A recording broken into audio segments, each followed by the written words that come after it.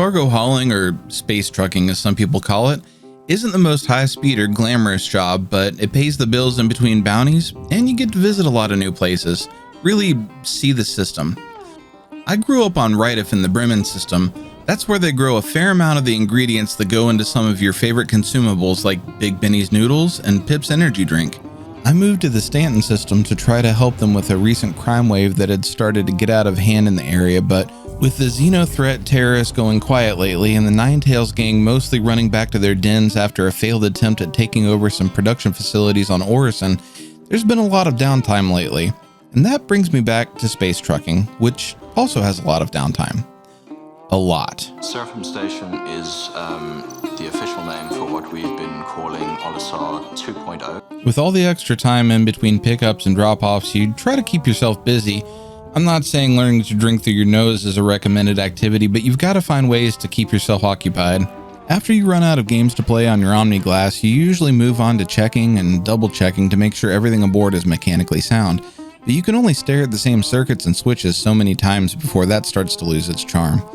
Fortunately for my sanity, one of my new contacts on Microtech said they needed some industrial scrap removed and recommended a place on Daymar, one of the moons on Crusader, that would be willing to buy the scrap for recycling.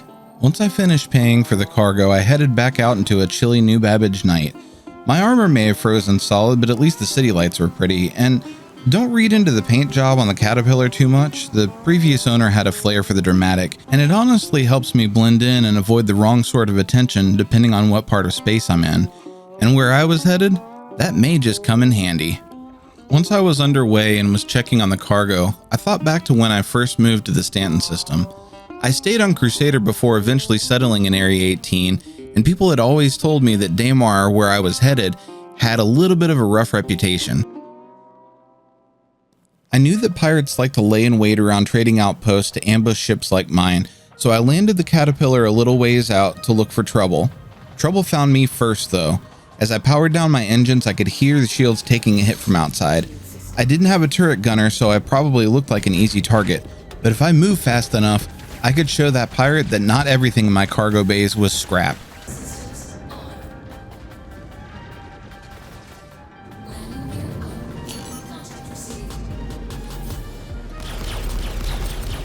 As soon as he had realized he'd bitten off more than he could chew, he tried to run, but I wasn't about to let this guy hang around and poach other ships. So I made quick work of him and headed back to the Caterpillar.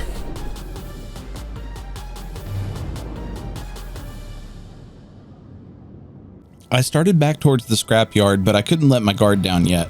Out here, laws are more of suggestions than rules, and a ship full of goods can look like a free payday, so trading cargo can turn into trading bullets quickly. I wanted to get to the cargo terminal and back to my ship as fast as I could, but when you rush things, you miss details that could alert you to danger, so I took my time and picked my way through the piles of destroyed ships towards the main building. It looked like the staff had gone home for the day, so I cautiously made my way inside, concluded my business, and started my way back towards the Caterpillar. Like I said before, hauling scrap doesn't pay enough to hire a crew, so not only did I have to keep my head on a swivel as I moved back through the mountains of metal mulch, I'd have to make sure that no one was hiding around or inside my ship, waiting to give me a dirt nap and add my ship to their fleet.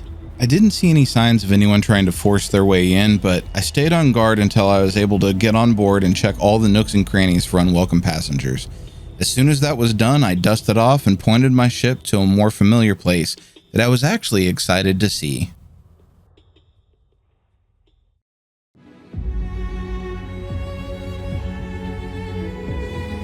This is Port Olisar.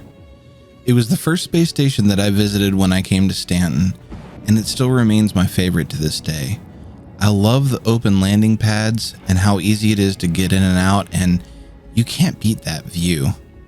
Admittedly, things like this don't normally happen inside hangars, but it made me sad to hear they're retiring Olisar soon for a more updated space station they're going to call Seraphim.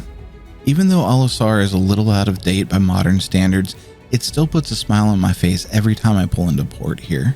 Sure, it may be lacking a couple modern niceties, but where else can you step out of your ship and see this? I know forward progress halts for no one, but I sure am going to miss this place, so I decided to take a look around one last time just in case I couldn't get back here again. Sometimes places, like people, are only in our lives for a short time, so I guess the takeaway from Olisar is, enjoy what you have while you have it, but remember that nothing lasts forever, and sometimes that's okay. There are good things in our past that have to go away to make room for great things in our future. I'd been lost in thought for a while, but I decided that I needed to check for another job in the area. One that caught my eye was a mother asking for someone to retrieve her son's personal effects from another space station nearby that unfortunately had been disabled and abandoned.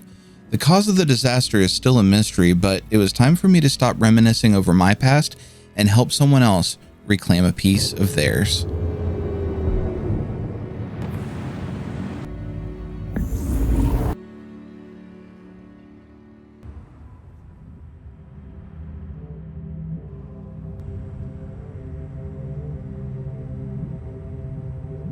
Welcome to the space station Gundo.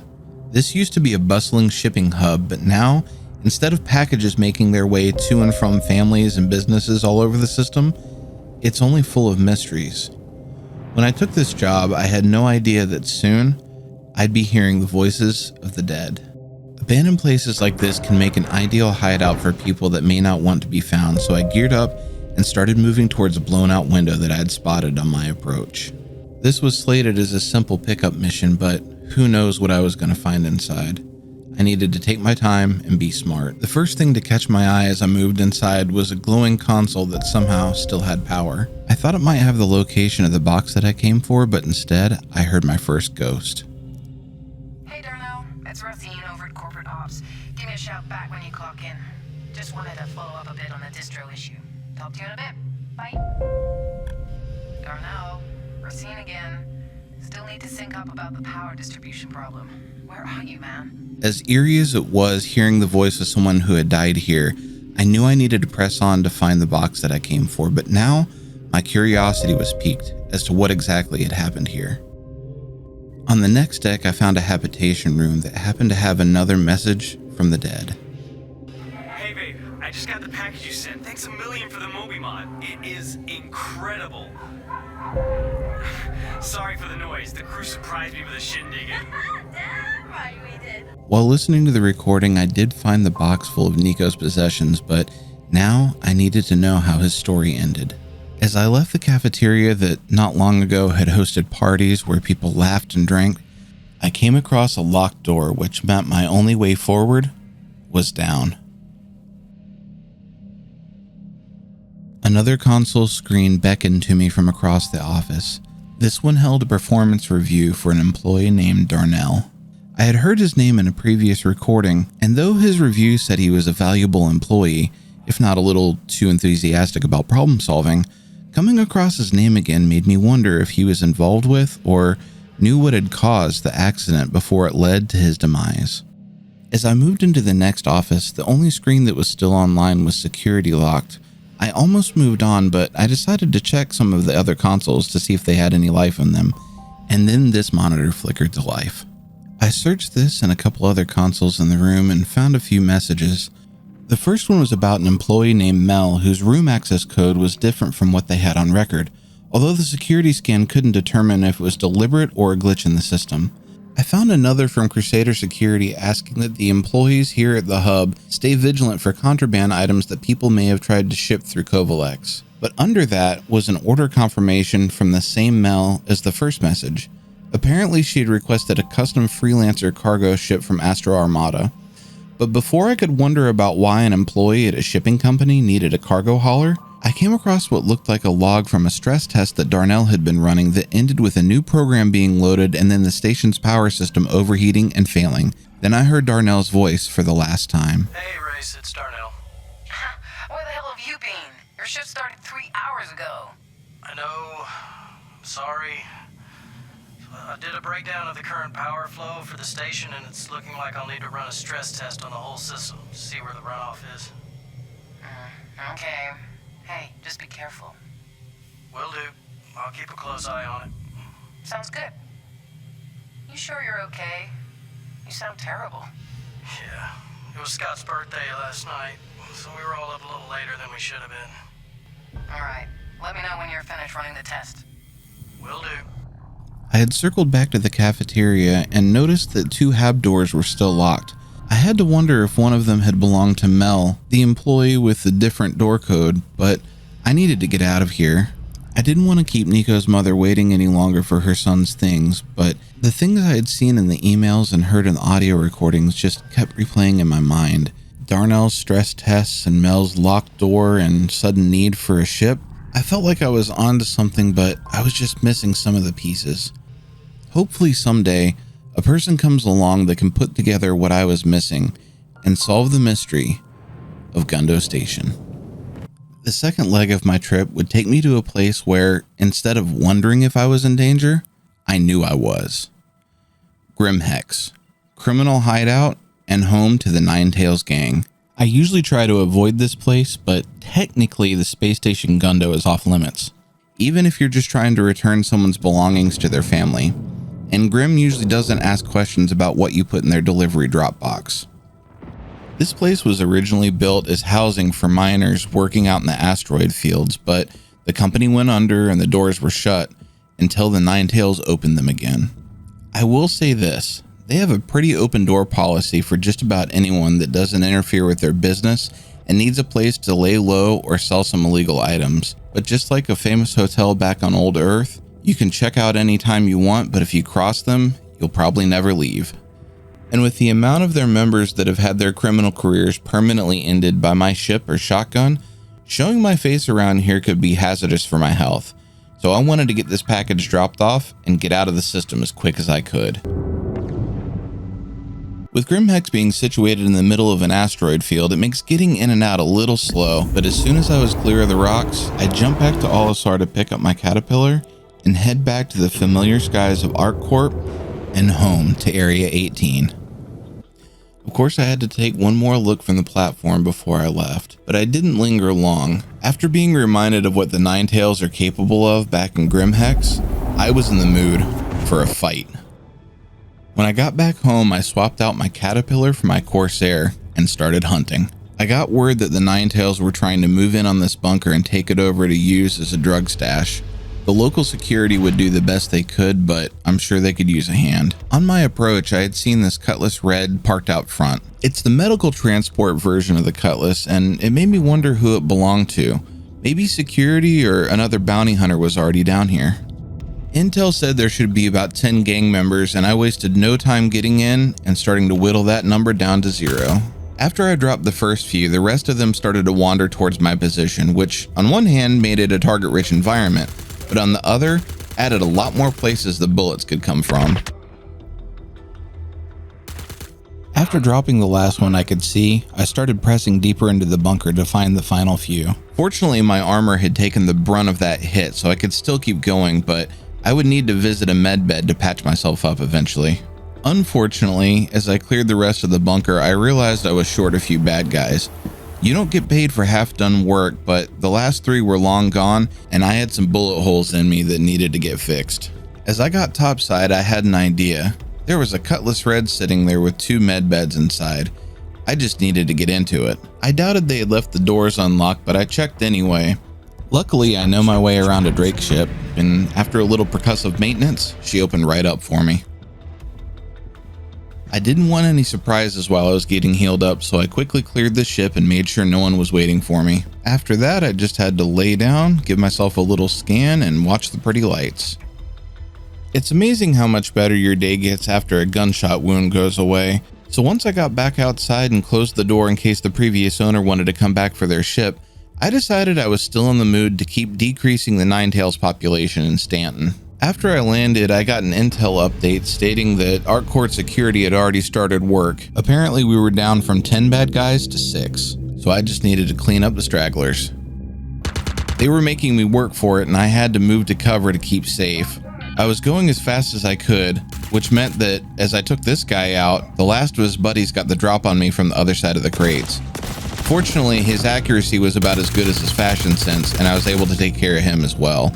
I had about 15 minutes before this area became off limits again, so I decided to have a look around and see if they brought anything that would be handy later on. I found a couple useful things here and there, but as I moved towards the back of the bunker, I came across who I could only guess was someone else that got the invitation to the party but didn't fare as well as I did.